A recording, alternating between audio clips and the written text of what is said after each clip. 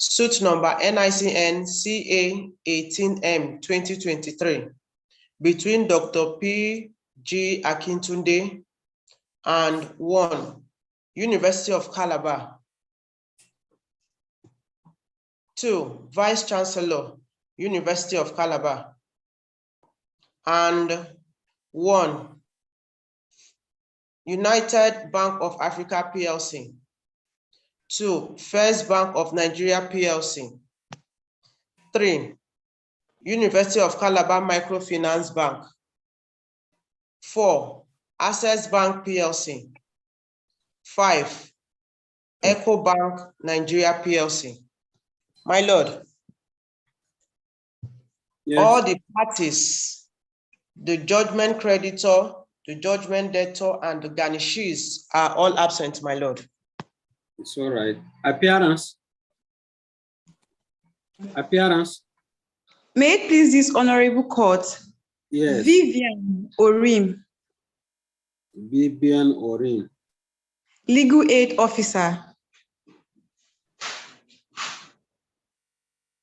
Yes. Appearing for who? For the judgment creditor, my lord. Okay.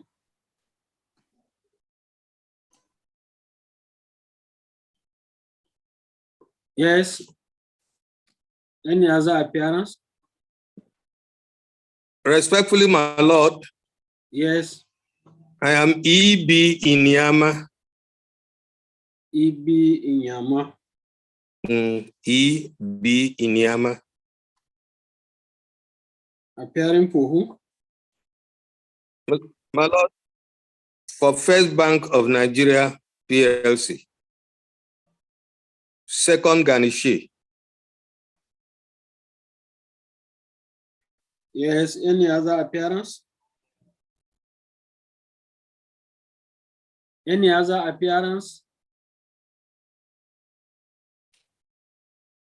Any other appearance? I'm seeing counsel.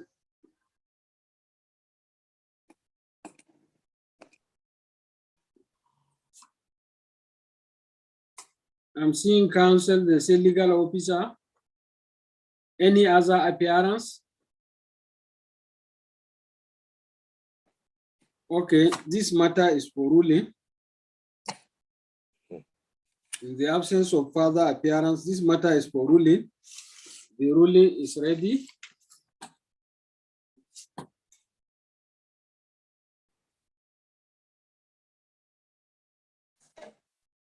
This is my ruling.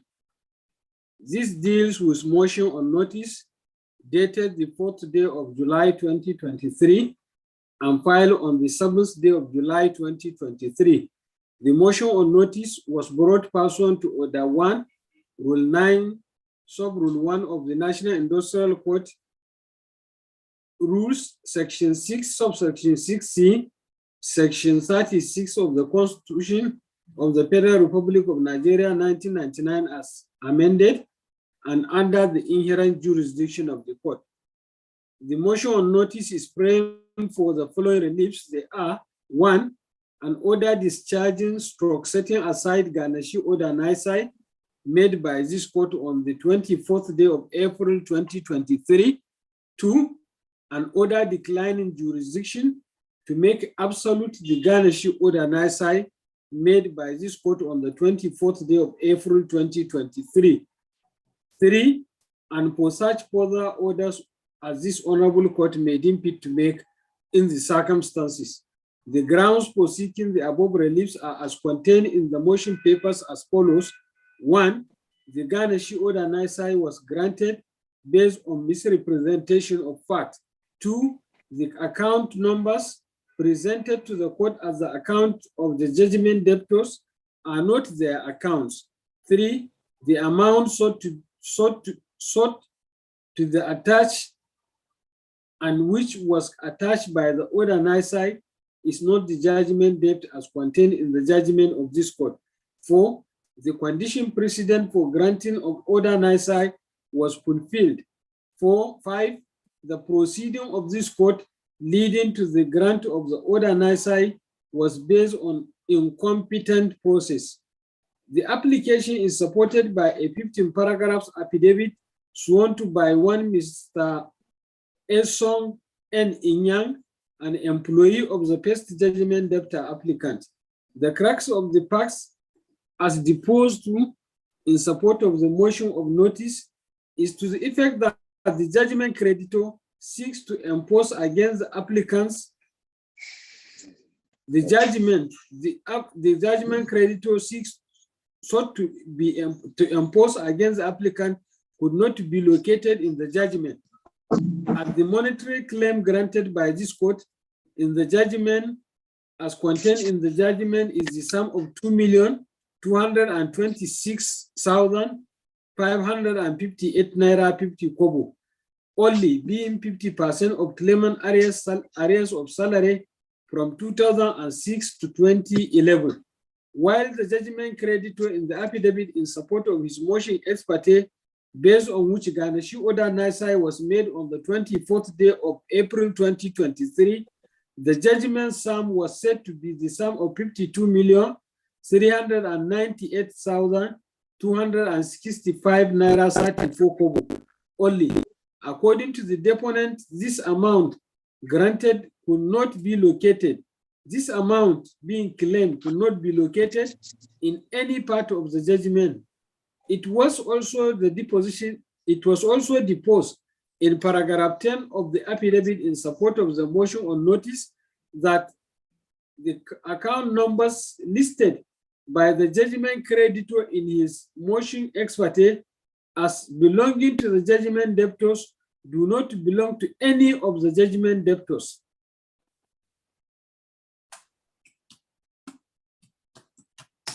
Does not belong to any of the judgment debtors. The account numbers stated to be domiciled with United Bank for Africa do not also belong to the judgment debtors. It was also stated that the affidavit in support of the motion ex parte, upon which the Ganeshi Oda Naisai was granted, was not deposed either by the judgment creditor or by his counsel or record, Ogo or Oligwe Esquire, but by one Agba Ebaristus Ashin Bebeye, a senior executive officer with the Legal Aid Council of Nigeria. In the written address file along with the application, two issues were formulated by counsel for resolution. They are: one, whether having regard to the processes filed by the judgment creditor to obtain the Ganeshi Oda Naisai, particularly the facts contained in the two affidavits in support of the application, this court possesses the bias to make the Ganeshi Oda Naisai of 24th day of April 2023 and the requisite jurisdiction to make the Oda Naisai absolute. If issue 1 above is answered in the negative, whether this court ought to not set aside or discharge the Ganeshi Oda Naisai made on the 24th day of April 2023, and ipso facto decline jurisdiction to make Oda Naisai absolute.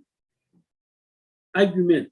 In arguing issue 1, counsel submitted that as at the time this court granted the Ganeshi Oda Naisai of 24th day of April 2023, this court did not possess the requisite jurisdiction to entertain and grant the order, as there were features in the application which prevented this court from exercising its jurisdiction.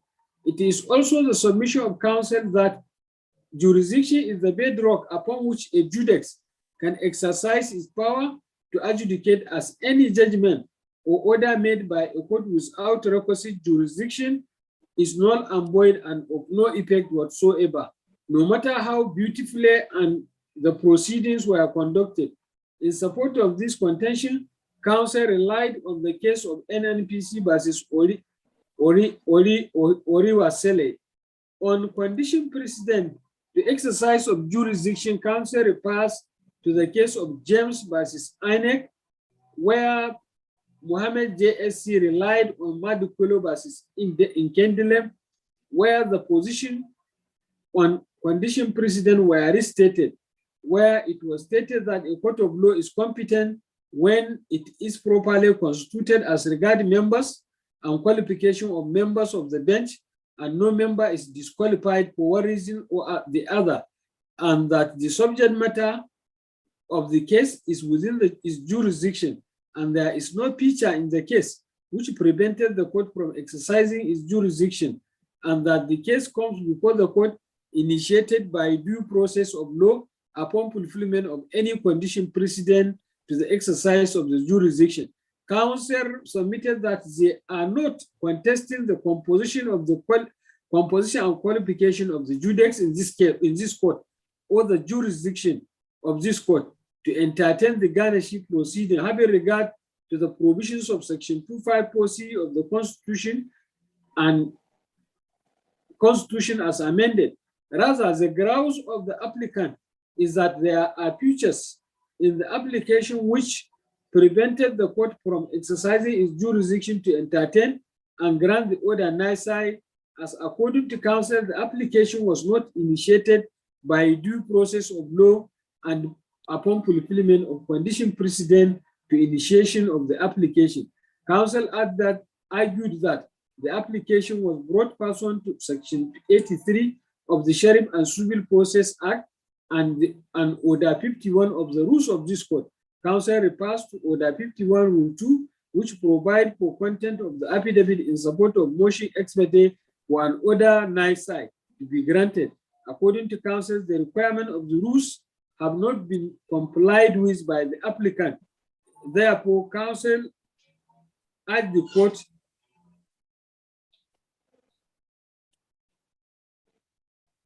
to disregard the said affidavit in support of the motion ex parte and to declare it incompetent. Counsel relied on the case of Executive Governor of Osun State versus Polo Runsho. It is also submission of counsel that the judgment creditor, apart from his failure to comply with the provision of such paragraph 2, A, B, C, D, E of Order 51 of the rules of this court, he also failed to disclose the judgment sum as contained in the judgment. It is also submitted that judgment sum sought to be garnished must be as contained in the judgment of the court and nowhere else. Counsel refers to Exhibit Unical 1, the roll judgment order, which clearly shows that the sum awarded by the court is the sum of 2,755,798 naira 57 kobo, and not 52,398,265 naira 34 kobo, as contained in the application or motion ex parte. Counsel further submitted that the deponent has stated that the sum being sought to be attached was based on estimates and not the judgment sum. On the need for the judgment sum to be located in the judgment, counsel heavily relied on the case of Gwede versus Delta State House of Assembly and the case of Nigerian Breweries PLC versus Dumuje, where the Court of Appeal, Pa Ogumiju, stated as follows: a garnishing order can only be made upon a sum certain liquidated amount which cannot be buried. It is the submission of counsel that the failure of the judgment creditor to include an ascertainable sum as contained in the judgment of this court constitute a virus which infested the proceeding and thus robbed this court of jurisdiction to entertain the application and grant the consequential order nisi. Counsel continued his submission that another virus that infested the judgment of the judgment creditor's application was his failure to state precise account numbers of the judgment debtors, which is a garnishee banks in the affidavit in support of the application as required by Rule 2, Sub-Rule 1 of Order 51 of the rules of this court. It is also submitted that a perusal of the application will show that rather the deponent of the judgment creditor's affidavit in support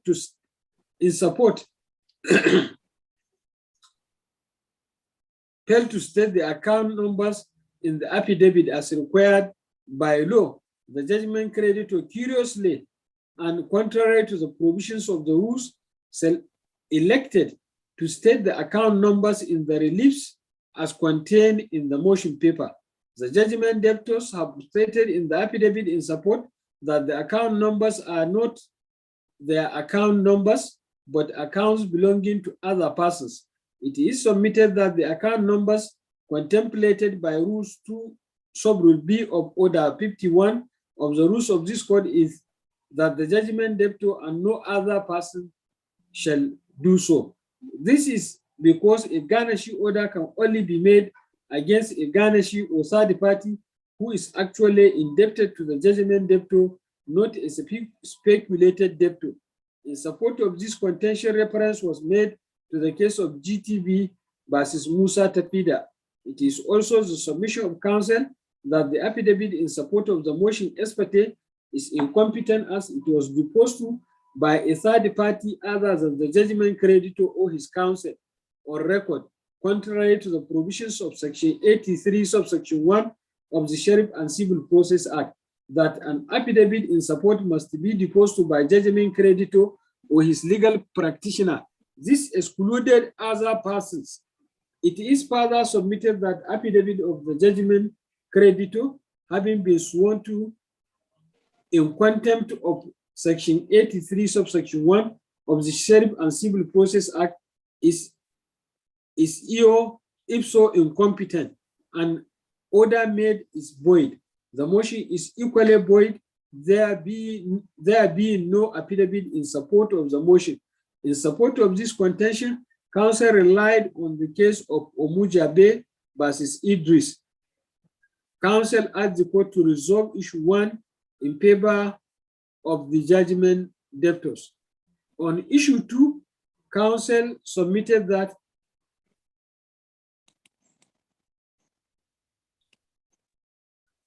the order NISI made is void ab initio. Counsel asked the court to set it aside on the grounds of lack of jurisdiction to make stand. On this submission, counsel relied on the decision in the case of Injeku versus KSMIC. He also relied on Williams versus Hope Rising Voluntary Friendly Societies. It is the submission of counsel that where a court has no jurisdiction to make an order, it is clothed with the jurisdiction to rescind the order made without jurisdiction. To buttress the point being made, counsel relied on the case of Akimbololo versus Fisco. It is also the submission of counsel that this court was moved by the judgment creditor to grant an order to grant garnishee order NISI based on an incompetent and void processes. In concluding his submission, counsel asked the court to set aside the order NISI made on 24th day of April 2023 and decline jurisdiction to make order NISI absolute, as the order NISI was made without jurisdiction and based on incompetent and void processes, which are viruses that infected the jurisdiction of the court to grant the order. The judgment creditor did not file any counter affidavit to dispute, contradict the depositions depositions of the judgment debtors. Likewise, the counsel for the judgment creditor did not file any written address in opposition to the judgment debtors application. However, on the day counsel for the judgment debtors moved his application, Vivian Orin, Esquire counsel for the defendant, counsel for the judgment creditor, sought to reply orally.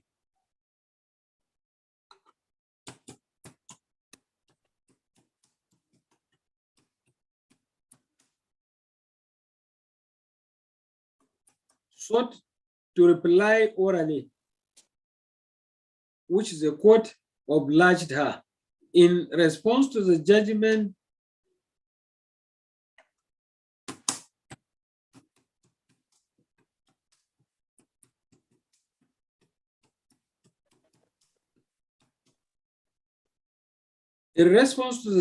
debtor's application, counsel in reply orally submitted that Since no counter or affidavit has been filed, the applicant cannot be allowed to approbate or reprobate. Council also submitted that the applicants have admitted in their affidavit that the order nasi was proper. Council asked the court to dismiss the application. Court decision. I have thoroughly considered the motion on notice as well as originating processes commencing the suit. I have also ruminated over the submissions of counsel for the parties in this case. In the application, the judgment debtors applicants are contesting the validity of the garnishee order nisi made by this court on the ground that this court lacks the requisite jurisdiction to grant the order, having regard to the facts that the affidavit in support of the ex parte application was incompetently before the court because it was in breach of the law and rules of this court. The word jurisdiction has received judicial interpretation in a plethora of cases. For example, in the case of Attorney General of Anambra State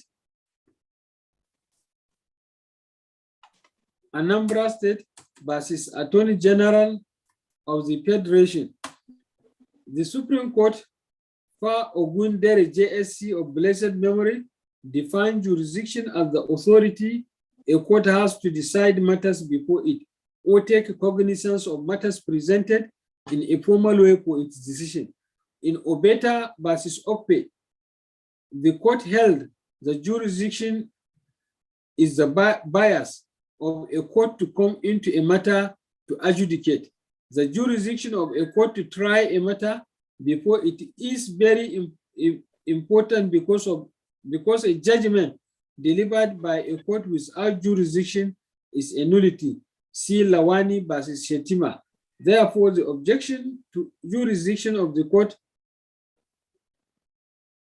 which borders on competency and legality of the trial courts to try a case, has to be determined before proceeding with the proceedings.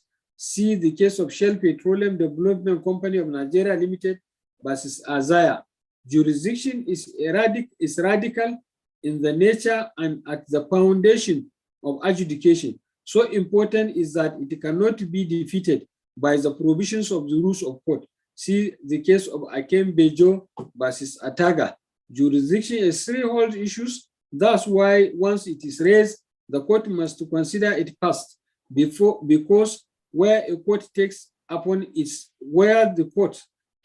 its step to exercise jurisdiction which it did not possess, its proceeding are futile.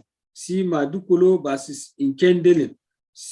The issue of jurisdiction being fundamental can be raised in court by any of the parties or by the court suo motu. If the parties do not raise it, the court has a duty to raise it where there are sufficient facts, especially on the record, establishing want of jurisdiction. See Oloba versus Akereju. To determine jurisdiction, the court is to consider the originating process commencing the action vis-a-vis the constitution or the statute dominating jurisdiction to the court. Therefore, jurisdiction is a function of law. It is important to consider the course of action and see if it falls within the jurisdiction of the court. In the case at hand, the course of action is on enforcement of the court judgment via garnishee proceeding. The matter being an employment matter bordering on unpaid salaries is within the purview of the provisions of Section 254C1 and Section 287 of the Constitution of the Federal Republic of Nigeria. Apart from the issue of course of action falling within the jurisdiction of the court, there are other factors that touches on the competence of a court to adjudicate a matter before it, thereby affecting its jurisdiction. A defect in the court's competence is fatal and will affect the jurisdiction of the court, but mistake or wrong procedure may render hearing or decision unsatisfactory, although they may not necessarily rob the court of jurisdiction to hear the matter. See Abige versus RTC, Madukolo versus Inkendilim. The factors that have to be fulfilled for jurisdiction to enua have been stated. The counsel for the judgment debtors applicant has considered that the requirement for number or the qualification of membership of the court has been fulfilled, and the subject matter is within the purview of the jurisdiction of the court. The area where the judgment debtors applicants have quarreled is with respect to the due process and condition precedent to exercise of jurisdiction. According to counsel, as at 24th day of April 2023, when the order nisi was granted, this court did not possess the requisite jurisdiction to entertain and grant the order, as there were features in the application which prevented the court from exercising jurisdiction. The ex parte application for garnishing order nisi was brought pursuant to Section 83 of the Sheriff and Civil Process Act and Order 51 of the National Industrial Code Civil Procedure Rules 2017. According to counsel, the ex parte application was in violation of the provisions of Order 51 of the rules of this court, as the affidavit in support did not state name and the last known address of the judgment debtor. There is also absence of identity of the judgment or order to be imposed. The amount of the judgment or order was not stated and did not state to the best of the information and belief of the deponent. The garnishee order nisi is within the jurisdiction of the court, and she is indebted to the judgment debtor. Counsel maintained that the affidavit failed to comply with clear provisions of the rules. Rules of court are not made for fun, but are made to be obeyed. Are made to be obeyed as it is in the interest of justice to comply with the rules. It was also contended that the judgment sum must be located in the judgment of the court to be imposed and nowhere else. And the deponent of the affidavit in support of the ex parte application has confessed that the sum seeking to be attached are estimate. This means the amount is not ascertainable. There is also failure to state account numbers in the affidavit, but elected to state account number in the reliefs being sought on the face of ex parte application, which is contrary to the rules.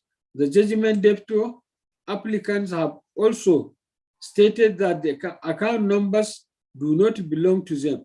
Counsel also asked the court to hold that the affidavit in support of the ex parte motion application is competent, as it was deposed to by a third party other than the judgment creditor or his counsel or record, contrary to the provisions of Section 83, subsection 1 of Sheriff and Civil Process Act. Let me say here that the judgment debtors, though as at the time when the order nisi was granted, they were not parties to the garnishing procedure. With the service on them of the order nisi, they fully become parties and entitled to bring any application before the court. See the case of Nigerian Brewery PLC versus Dumuje. For a court to properly constitute,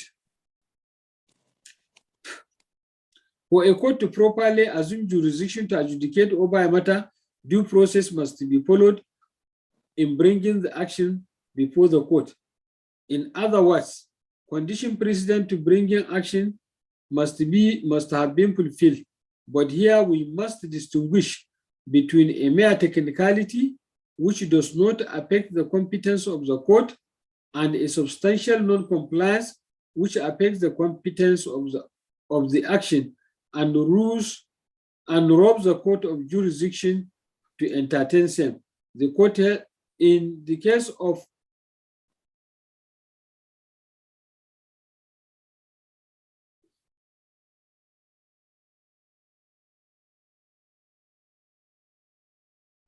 of City Engineering Nigeria Limited versus NNA, the court held that a distinction must be drawn between a mere or unsubstantial technicality in proceedings that are competent within the jurisdiction of the court, and a substantial technicality which amounts to a condition precedent to the commencement of an action and which manifestly renders the proceeding incompetent. thereby affecting the jurisdiction of the court and renders the same incurably defective.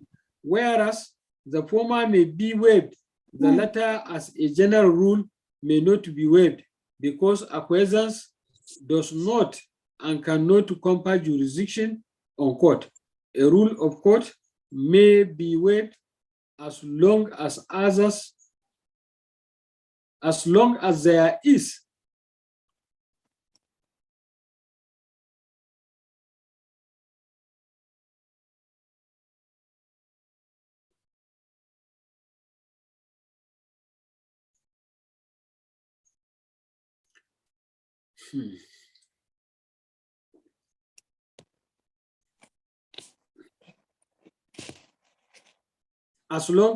is no miscarriage of justice, but statutory provisions which constitute condition precedent to commencement of action ought to not to be waived.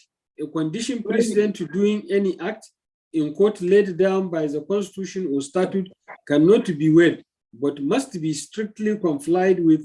See Eze versus Okechukwu. If it is not complied with, the action is incompetent and the court is thereby robbed of jurisdiction. Where the requirement is laid down by the rules of court or subsidiary legislation, then such provisions could be waived, buried, or compromised. Having regard to the above positions of the law regarding competency of an action and court's competence to adjudicate, I shall proceed to consider the position taken by the judgment debtors applicants regarding competence of this court to have made or granted the order nisi on 24th day of April 2023. The judgment debtors applicants have made heavy weather on non-compliance with Order 51 Rule 2 of the rules of court as an inhibition which affect the competence of the court to make order nisi. The judgment debtors applicants have insisted that non-compliance with the provisions of the rules has rendered this court without jurisdiction to have entertained the ex parte application for grant of order nisi. There is no denying the fact that rules of court are meant to be obeyed by the parties as they are guidelines to the court, litigant and counsel. They are not mere rules, but are held to be in the nature of subsidiary legislation, having regard to the provisions of Section 18, subsection 1 of the Interpretation Act, and therefore have the force of law. See also Marco versus court are bound by their rules. They are not, however, not rules of law strictly so called, but rules of procedure. Non-compliance with the rules may be regarded as irregularity, which are amenable to rectification, or they may be considered fundamental because they affect the jurisdiction of the court. As a general rule, a breach of the rules of process is regarded as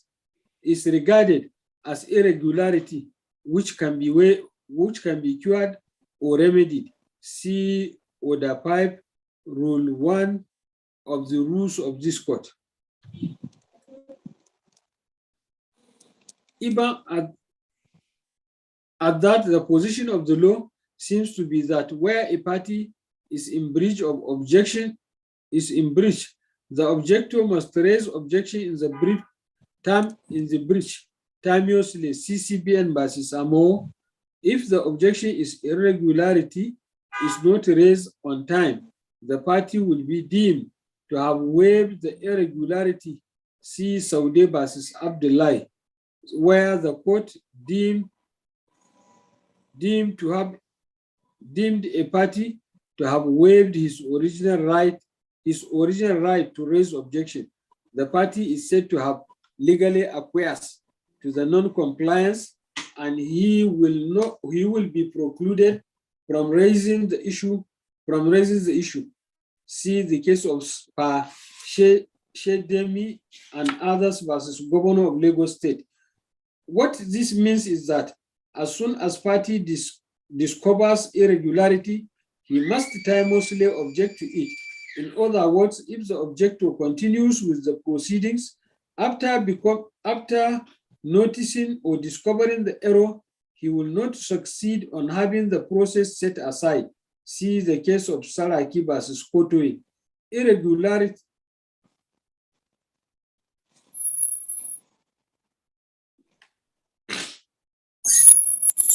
However, where the party shows that as a result of the irregularity, the merit of the case was materially affected, or that he has suffered is miscarriage of justice, then such a proceeding may be set aside. See Maja versus Morris. In the case at hand, having regard to the position of the law, the judgment debtors applicants' grounds regarding infraction of Order 51 of the rules of this court cannot be categorized.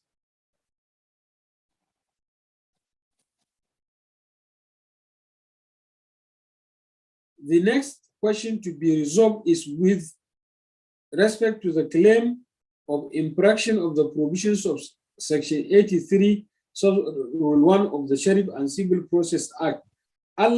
This complaint, unlike the one on Order 51, Rule 2, it borders on breach of substantive statutory provisions of the law. As pointed out above, any infraction of statutory provisions cannot be categorized to be within the realm of irregularity. It is settled that for any originating process to be properly before the court and to be capable to invest in the court with the requisite jurisdiction to deal with a matter, the process must comply with the condition precedent, Section 83 of Section 1 of the Sheriff and Civil Process Act, which require affidavit in support of the ex parte motion seeking for garnishing ordinance to be deposed by the applicant for the order or his legal practitioner. For proper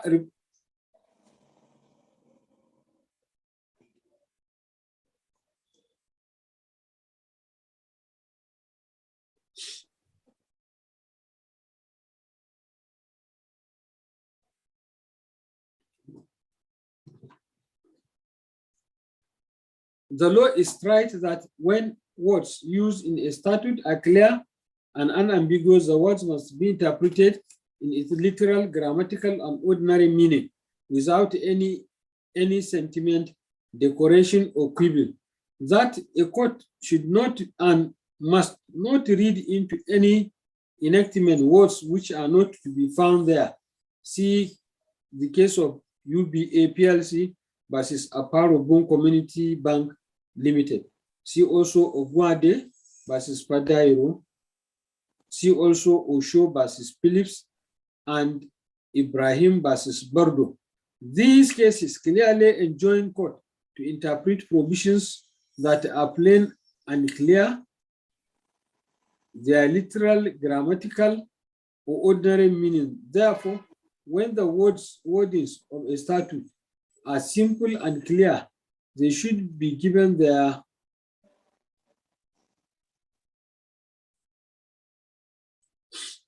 applying the above enunciated provisions of the law to the interpretation of Section 83 subsection 1 of the Sheriff and Civil Process Act, I have no choice than to come to the conclusion that for any ex parte motion application to be competently before the court, the affidavit in support must be deposed by the judgment creditor or his legal practitioner.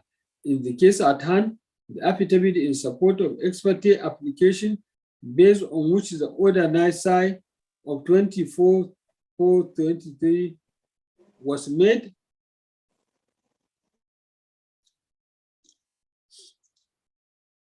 was sworn to by one Mr. Akbar Ebaristus Ashin Dembe, a senior executive officer in the office representing the judgment creditor respondent.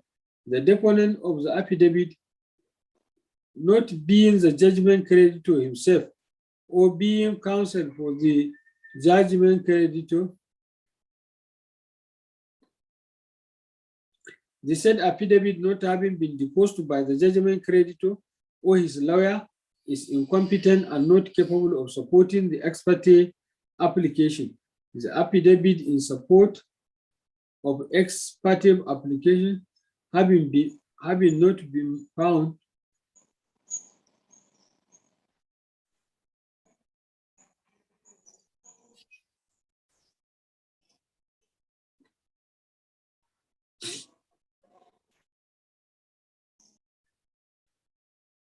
the affidavit in support of the ex parte application having not been found to have been made to have been properly filed before the court is hereby declared null and void and of no effect whatsoever.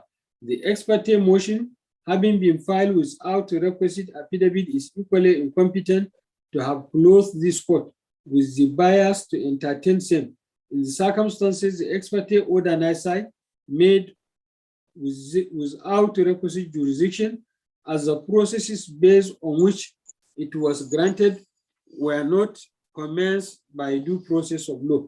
On the whole, the motion on notice contesting the competence of order nisi made based on fundamental defective affidavit succeed and same is hereby granted to entire garnishee proceeding as it is presently constituted is hereby struck out being incompetently before the court due to fundamental bias of having not been sworn to by the applicant or his legal practitioner.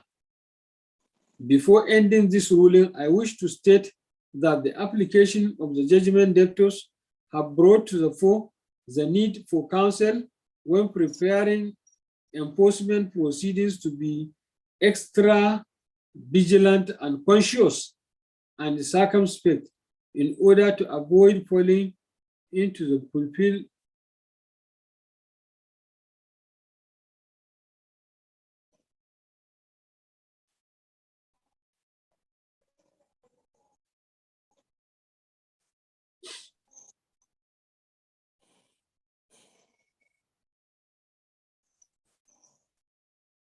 prepare.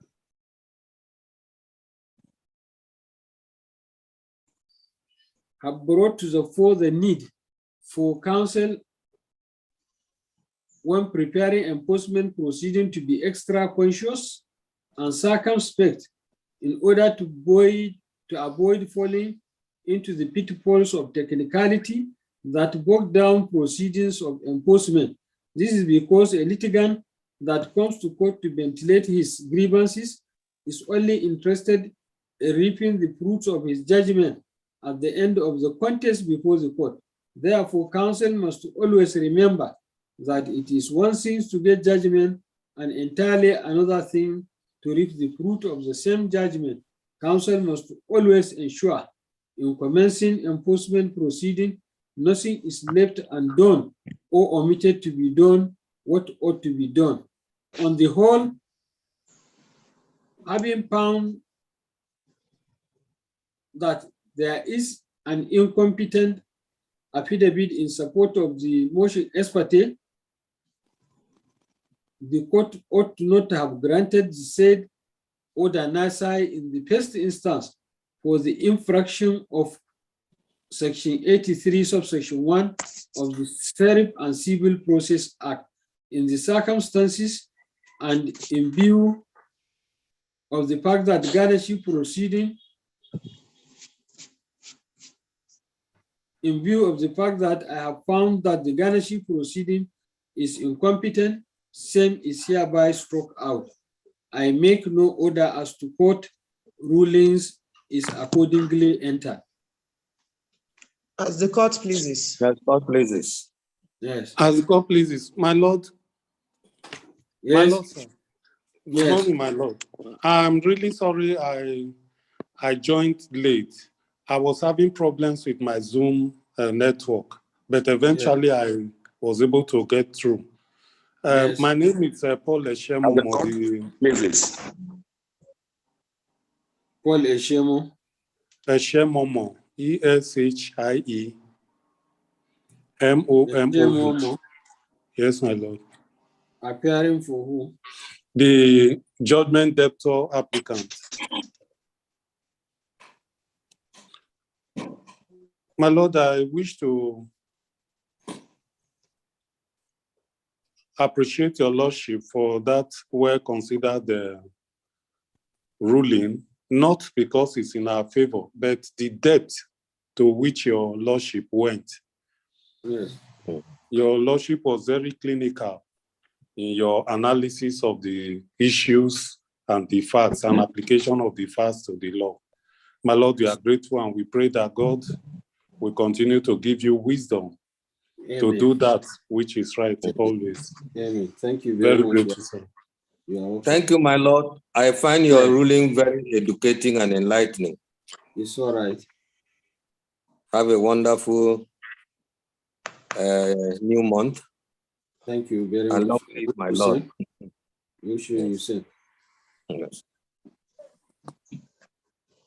Registrar, any other matter for virtual? No, my lord.